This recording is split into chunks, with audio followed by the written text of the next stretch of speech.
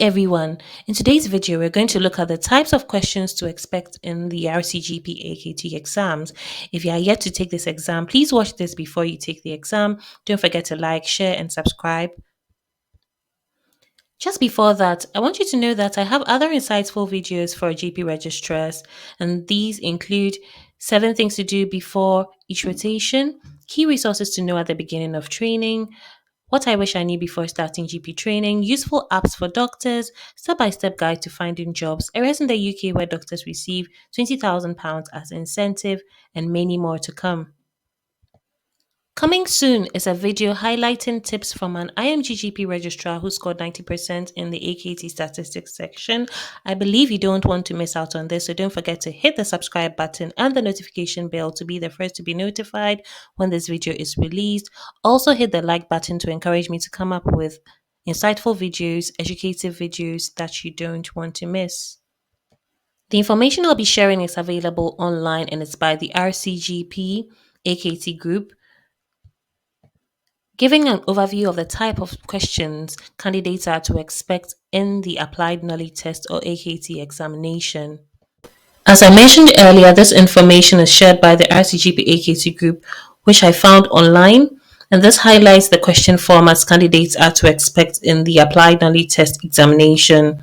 So the various question formats include single best answer questions or SBAs, multiple best answer questions, extended matching questions, photographic images, data interpretation, free text, drug calculation. We'll look at examples provided by them shortly. Starting with the SBA or single best answer question, they have stated that according to national guidelines means recommended by nationally accepted guidelines or the BNF but not local practice, and such questions are often used in clinical scenarios. Only one answer is correct, and other incorrect options may be plausible but not most likely or most appropriate. An example is this: a 41-year-old man has chronic cough and expectorates green sputum daily. He has a history of recurrent chest infections in childhood, which is the single most likely diagnosis, so you need to select one option only from the options given. Multiple best answer questions often use clinical scenarios as well, similar to the SBAs. 2 answers could be correct, so both answers must be chosen to score 1 mark. Other options may be plausible but not the most likely or most appropriate. An example is this: a 35-year-old man has persistent dyspepsia. A stool test for H. pylori is positive. He has not yet received any antibiotic treatment and is allergic to penicillin. According to current national guidance, which are the 2 most appropriate first-line antibiotics to combine with omeprazole to eradicate H. pylori? Select 2 options only, and both must be correct to score 1 mark. So as you can see, there are various options that have been given from A to H. This means that 2 exact antibiotics according to the marking scheme should be selected, and you need to select the right 2 answers to score the mark. The next type of question is the extended matching questions, which is the EMQ, and these questions have a list of possible options, and there will usually be 2 or more scenarios linked to the question. Choose the most likely or most appropriate option that best matches each scenario, and she notes that each option can be used once, more than once, or not at all. So there's a preamble from A to H. First question for this is: for the patient described, select the most appropriate diet from the list of options. And the first question says, a 23-year-old woman has had mild diarrhea, abdominal pain and bloating for several years. Her bloods are normal, including IgA anti-TG antibodies.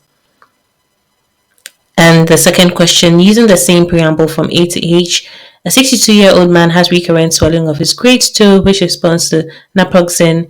He drinks 18 units of alcohol a week, and his urate level is 540 micromole per liter. So select the most appropriate diet from the list of options. We'll look at the next question type, which is a picture format. A 32-year-old man has a rash affecting both elbows, and this is shown in the picture. He is using a topical emollient regularly. According to current guidance, in addition to emollients, which is the single most appropriate initial topical treatment, and you need to select one option only from the options given below to score the mark.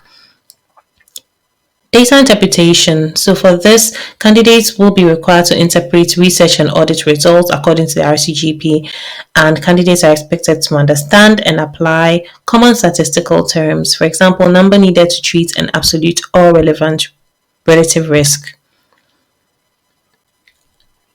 Another example here for data interpretation is this. The figure below shows a meta-analysis of safety and efficacy outcomes for statins in the primary prevention of cardiovascular disease. So a table has been given highlighting outcome, number of studies, number of events, the odds ratio with a 95% confidence interval, and the absolute risk difference. This means that candidates should understand how to interpret such tables or statistical data to answer questions. And the question is likely to follow like this, saying according to data shown, which is the single most accurate statistical description of the effects of statins, and you need to select one option only.